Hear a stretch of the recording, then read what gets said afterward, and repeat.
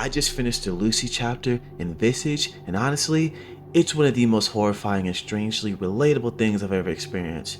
Yes, I've ripped my jaw off before. Okay, no, I haven't. Spoiler alert, just in case you haven't got it. So, to be completely honest, I don't feel comfortable talking about this chapter. Yeah, not because it's scary in a fun horror game way, but it hits way too close to home. Again, I have not ripped off my jaw. Obviously, it's still intact. However, basically, Lucy's story is about a young girl who becomes haunted by this entity, this dark presence that slowly infects her and corrupts her mind. It isolates her, it terrifies her, and by the end of the chapter, that fear completely consumes her. Actually, in the final image, she violently rips off her own jaw in one of the most disturbing things I've ever seen in a video game, only because it's by a kid, and you know how we're very, very sensitive about kids. And the unsettling part is that it felt familiar. Touching my jaw right now. Pause. However, while I was playing this chapter, I realized something very uncomfortable. I've known what it's like to be possessed, not by a monster, but what this monster represents. And in my opinion, it represents fear. Growing up, I was absolutely terrified of Pennywise the Dancing Clown, the 1990 version. Tim Curry, hold on. This guy right here. And basically, my mom and I used to have scary movies Saturday and Sundays, and we watched everything from Chuck E. Cheese, Jeepers Creepers, Wishmasters, all that stuff, you know? But nothing affected me more than this guy, okay? The 1990 version, not the Bill Skarsgård version. This fear, this guy stuck with me, okay? I was afraid to go to the bathroom at night.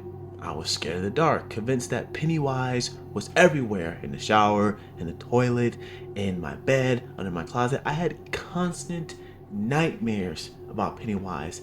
At one point, this is going to be so bad to say, it got so bad that I genuinely believed that my teacher was Pennywise and that she was trying to kill me.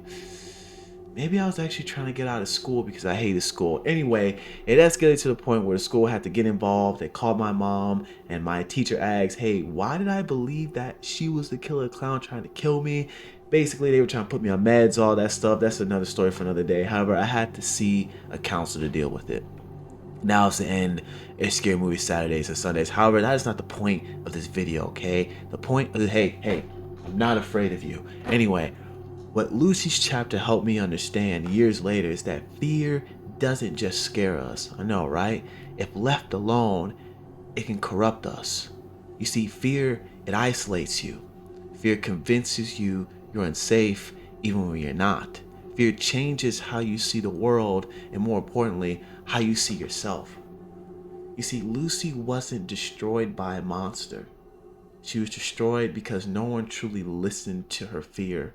You know, they tried to control it, they tried to silence it, they tried to medicate it, they tried to lock it away. The mother was the only one who was trying to interfere. However, everyone else was suppressing what she wanted because they all thought they believed it was best for her daughter. And I believe that when fear is ignored long enough, it doesn't disappear, it transforms and it slowly corrupts you into something or someone unrecognizable, just like how this dark entity corrupted this girl. And that's what this chapter helped me come to terms with.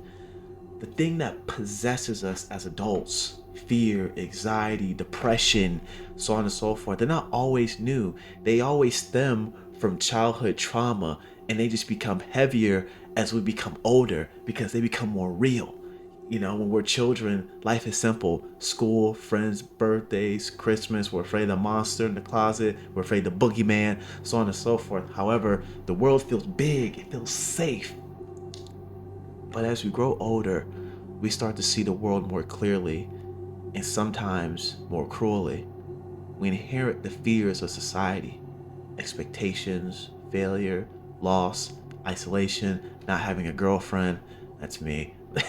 But I genuinely believe that the reason why so many people are depressed is because we're constantly dealing with those things around. Like, why I believe that so many people are depressed when they're kids because they get hit with that. And it's the moment where our childhood ends and our fear starts to speak louder. Lucy didn't survive her fear, but understanding her story helped me understand mine. And maybe naming that fear is the first thing that we need to do in order to stop it from owning us. I believe that the monster in Lucy, I believe that the monster in the Lucy chapter is not about a monster corrupting a girl like your typical standard paranormal story, even though that does happen, right?